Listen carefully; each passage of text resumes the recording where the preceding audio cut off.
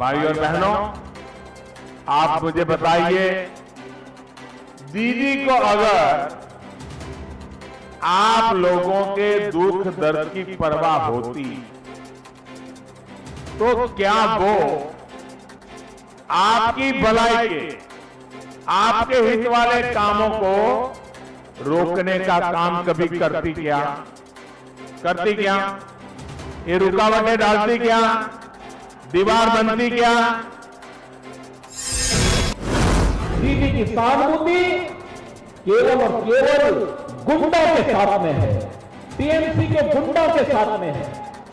और टीएमसी के गुंडे कान खोल करके सुन लें कि उनके दिन अब समाप्त हो गए। अब उनकी गुंडागर्दी नहीं चलने वाली है। 2 मई को जैसे ही काउंटिंग होगी, चुन चुन करके टीएमसी के गुंडों को जो अराजकता फैला रहे हैं, निर्दोष कार्यकर्ताओं को मार रहे हैं, गुंडों के खिलाफ ऐसी कार्रवाई होगी कि इनकी आने वाली कई पीढ़ियां गुंडागर्दी करना भूल जाएंगी। देश के 5 राज्यों में चुनाव क्या हुआ? पूरा केंद्रीय मंत्रिमंडल बीजेपी को चुनाव जितवाने में जुट गया। यहाँ तक कि बीजेपी शासित प्रदेशों के मुख्यमंत्री भी बीजेपी के पक्ष में वोट मांगने निकल पड़े। बीजेपी ने जमकर चुनाव प्रचार किया, दबाकर वोट मांगे। यही नहीं, इन चुनावों में छुटभइये नेताओं की भी खूब चांदी कटी।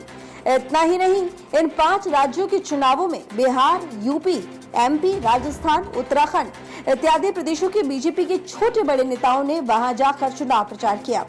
नेताजी की रैली को सफल बनाने और भीड़ दिखाने के लिए इन प्रदेशों के बीजेपी कार्यकर्ताओं का उपयोग हुआ।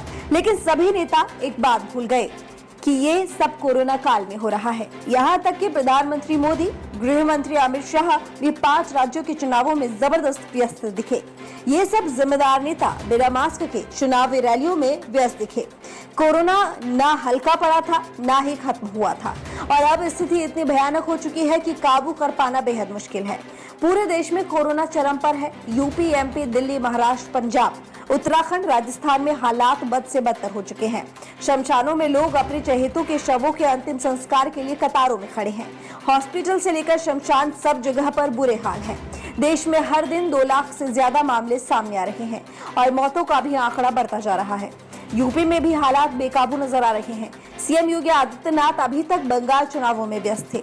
चुनावों की थकावट को मिटाने के बाद अब योगी अलर्ट मोड पर हैं और यूपी में नाइट कर्फ्यू और रविवार लॉकडाउन का फैसला ले रहे हैं।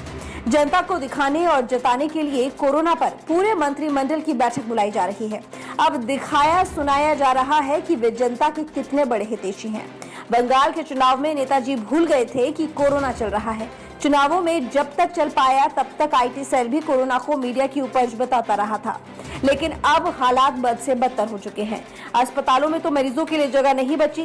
प्रधानमंत्री टीका उत्सव मनाने वाले थे, लेकिन कई प्रदेशों के टीकाकरण सेंटरों में टीका खत्म हो गया, जबकि कई देशों ने भारत के टीके पर प्रतिबंध लगा दिया।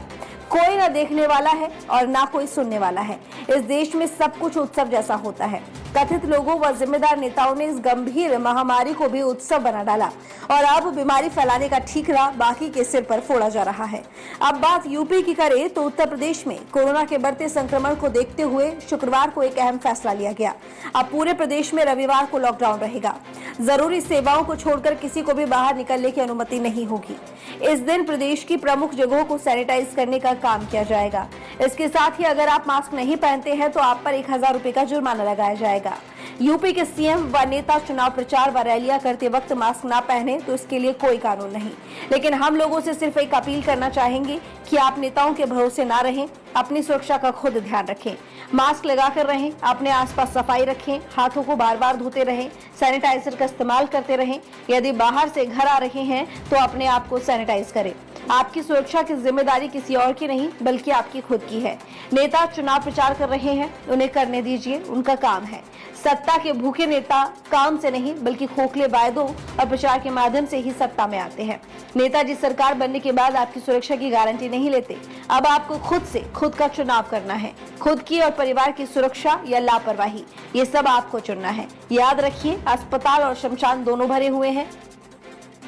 ब्यूरो रिपोर्ट, खबर 24 एक्सप्रेस।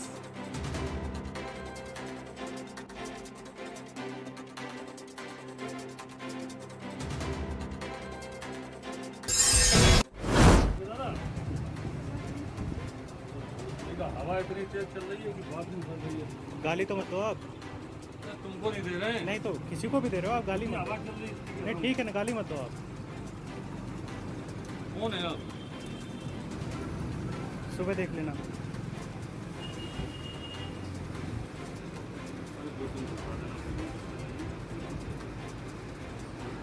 मैं अपने घर में ले जा रहा हूँ ना, फीस काटूंगा रेट वाली होगी। ये फीस काटूंगा भैया। ये हुआ भैया कुछ कहोगे रसीद पे? आप बोल दो, आप बोल दो जो बोलना है। नहीं भैया, इनसे क्या कहना है? नहीं 1000 की भी रसीद कट रही है, नेता मास्क नहीं लगाते है ना, आपकी 1000 रुपये की रसीद कट रही है, कुछ कहोगे आप? ले लो भैया, पैसे दो, कट दो ये पैसे। नाम बताओ मुझे। हाँ?